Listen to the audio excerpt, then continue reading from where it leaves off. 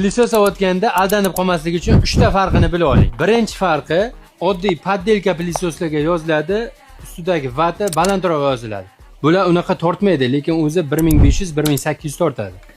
Original pilisoslarga e'tibor qilsanglar, ustidagi vati alohida orqasiga yozilgan bo'ladi, visasini ham moshnisi alohida yoziladi.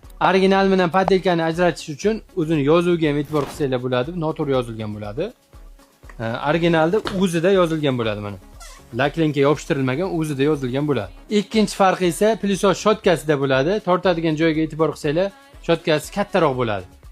Oddiy pilisoslarga esa tortadigan joyi kichkina bo'ladi. Shunisiga e'tibor qilasiz. Uchinchi farqi esa pilisosni orqasidagi filtriga bo'ladi. Original pilisoslarda o'ziga mana bunaqa HEPA filtr qo'yiladi, chang chiqarib yormaydi.